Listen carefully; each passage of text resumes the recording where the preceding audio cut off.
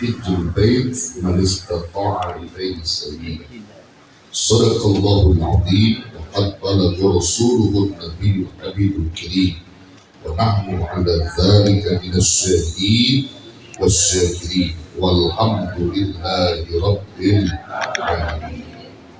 Al-mukarramun, para alim ulama as-satif wal hujjaj yang saya hormati dan muliakan, terkhusus keluarga besar Sahibul Musibah sekaligus sebagai keluarga Duyufur Rahman, yaitu saudara Subur Wibowo yang saya hormati dan muliakan, dan juga segenap TKM Masjid Jami apa sih? Kelamaan gue gak kaget ya dulu. Ramen aja lu.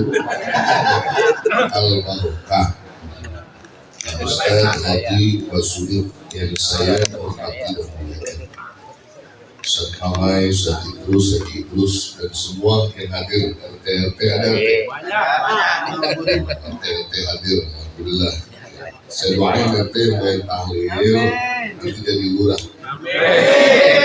di Kalimantan.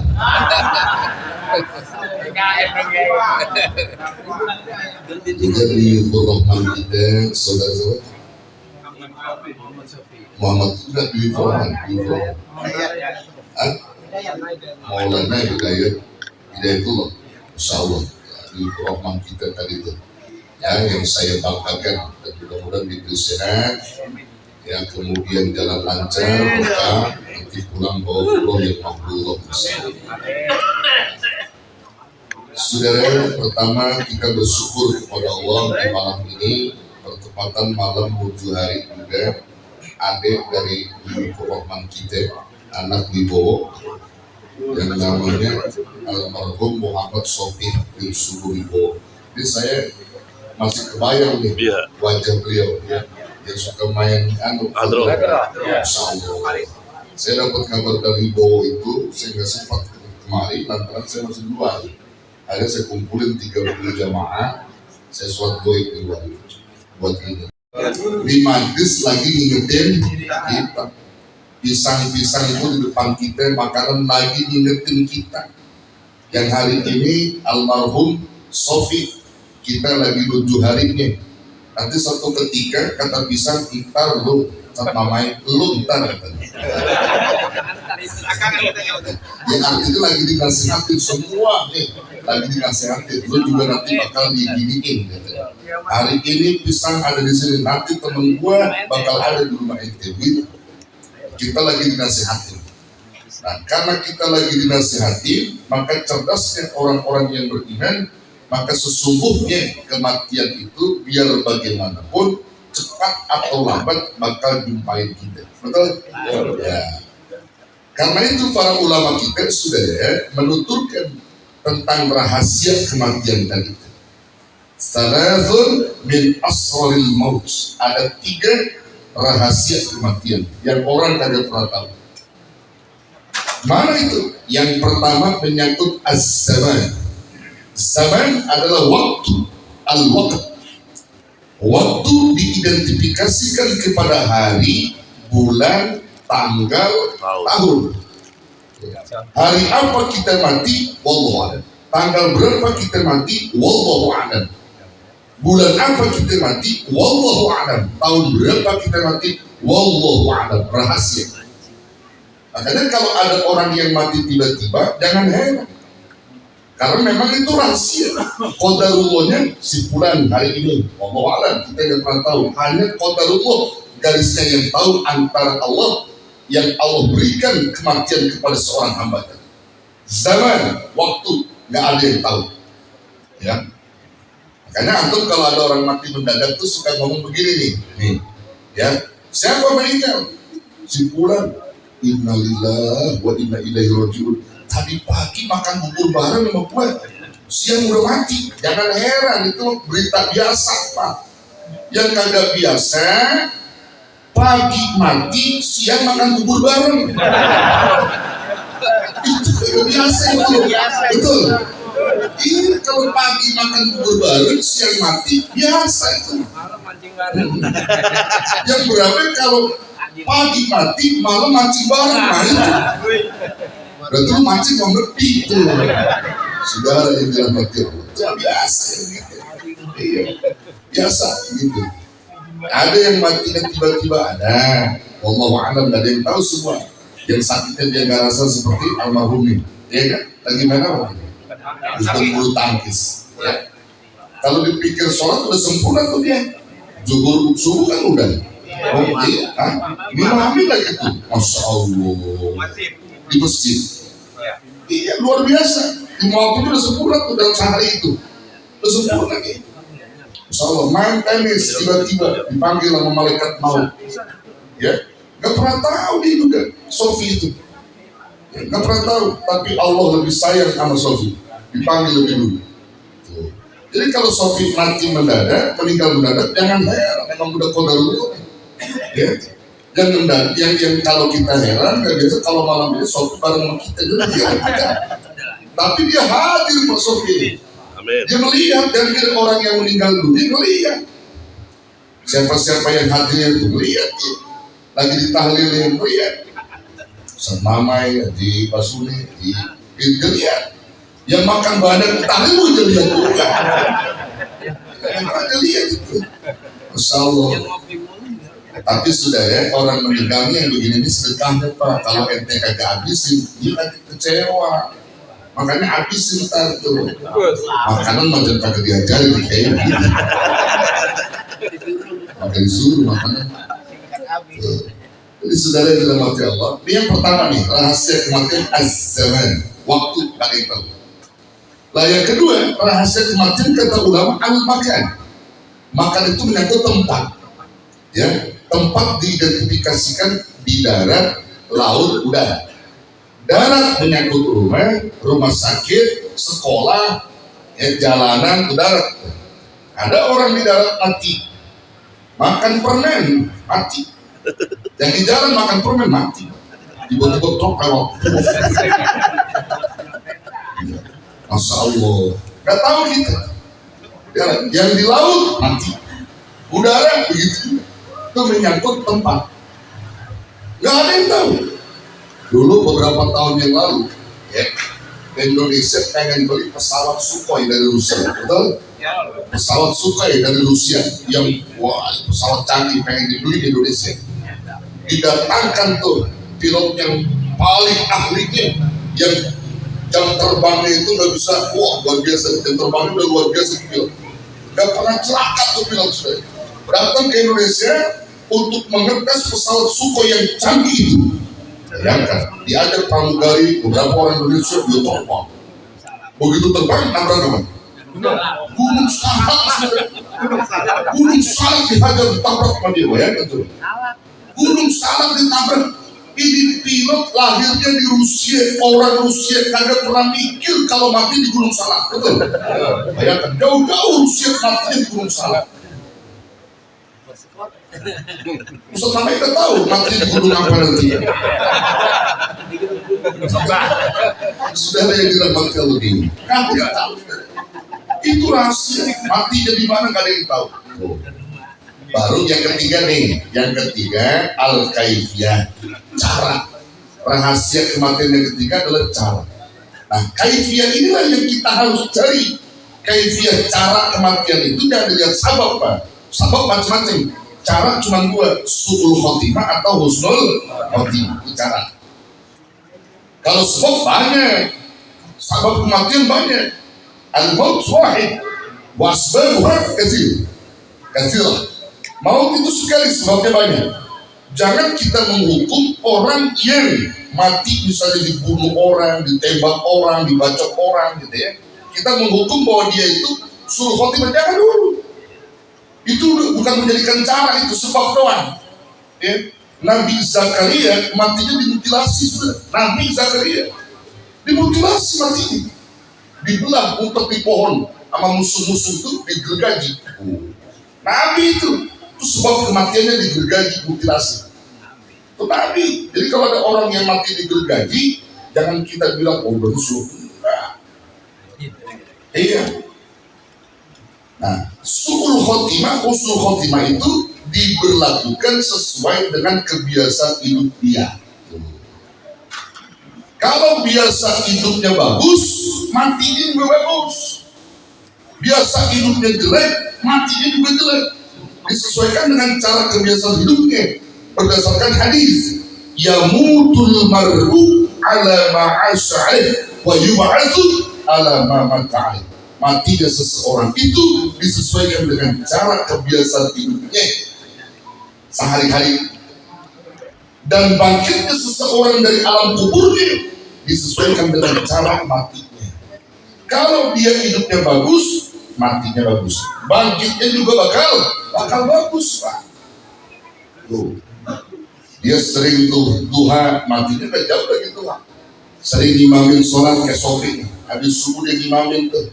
Setelah subuh, habis main bulu tangkis, itu sudah hobi itu kan. Ya ini kebiasaan subuh, dia meninggal selepas subuh. Kebiasaannya imamin. Ada orang kebiasaan mancing, matinya gak jauh dari mancing. Iya. Begitu dia lihat ikan lari, udah dia. Malaikat itu baru mengudah lagi dia. Iya. Bisa nyusuk ke subuh bisa. Jadi macam-macam biasa. Ada orang biasa main catur. Matinya gak jauh dari main catur. Suka lagi malaikat mau. Ada begitu. Karena tergantung kebiasaannya.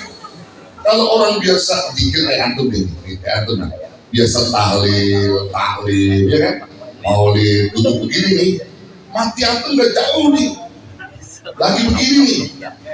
Maka ntar kalau selesai doa nih, kita lihat aja saya. Ya artinya husnul khotimah sudah. Husnul khotimah. Banyak tuh. Jadi cara tuh berdua, husnul khotimah. Makanya biasakan hidup kita, hobikan hidup kita dengan yang bagus-bagus, zikir, taklim, sholat, sedekah, gitu. Nanti mati kita gak jauh dari situ sudah, gak jauh. Makanya banyak orang-orang yang pada ketipu sudah tentang mati ini. Padahal udah dibilangin oleh Sayyidina Ali, yang namanya mati itu perkara pasti. Hidup di dunia bukan sesuatu yang pasti, yang perlu kita sadari. Makanya ada makalah menarik beliau itu. Imam Ali itu, Sayyidina Ali pernah ngomong begini sebenarnya. Kata Sayyidina Ali, ma ra'aitul haqqa asbaha bil batil mislal maut wa ma ra'aitul batil asbaha bil haqqi mislal hayati. Tidaklah aku melihat sesuatu yang pasti menyerupai kepada sesuatu yang tidak pasti, seperti kematian. Dan tidak pula aku melihat sesuatu yang tidak pasti menyerupai kepada sesuatu yang pasti, seperti kehidupan. Maksudnya bagaimana? Banyak orang yang hidup di dunia, yang nyata-nyata hidup di dunia itu bukan perkara yang pasti, tapi dianggapnya menjadi perkara yang pasti. Malah dianggap penting hidup di dunia itu. Sementara al-maut yang nyata-nyata perkara yang pasti banyak dilupain sama orang, banyak dikecilin sama orang. Padahal perkara pasti ya mau. Makanya sering kita dengar tuh kalau ngomong sama teman-teman, hidupnya pasti-pasti aja dong, hidupnya mati-mati aja dong, gitu maksudnya. Yang pasti, mati itu pasti. Siapapun bakal mati. Hidup kan nggak pasti kita hidup. Umur kita nggak seberapa hidup di dunia, betul? Nggak seberapa. Nah ini menjadi renungan kita sudah, mikirin sesuatu yang benar-benar pasti, yaitu kematian. Ya, pikirin tuh. Kematian kita. Makanya saya sering bilang saudara nih, berapapun manusia dikasih umur panjang di dunia tetap sedikit. Kagak lama saudara, kagak lama. Saya mau tanya mantum, manusia yang Allah kasih umur panjang di dunia siapa? Manusia yang dikasih umur panjang mau di dunia siapa? Nabi siapa? Nabi Adam kedua, Nabi Nuh. Nabi Adam 930, Nabi Nuh 950. Tidak 20 tahun tuh. 950 Nabi Nuh. Dunia sikap cepat padat, cepat menghilang ke dunia. Nabi Nuh ditanya sama malaikat, dialog malaikat sama Nabi Nuh. Ketika dia sudah meninggal, dialog sama malaikat. Kata malaikat apa? Ya atwalal anbiya'i umuran. Hei manusia, nabi yang diberi umur panjang oleh Allah. Kaifa wajadtal hayata. Apa yang kamu temukan, apa yang kamu rasakan, hidup panjangmu di dunia itu, umur yang panjang dikasih sama Allah. Nah, jawaban Nabi Nuh jadi pelajaran kita. Nabi Nuh menjawab, qala wajadtul hayata kadarin laha babani dakhaltu min ahadihima wa kharajtu min al-akhar. Masya Allah, ngerti loh. Itu manggil-manggil tadi.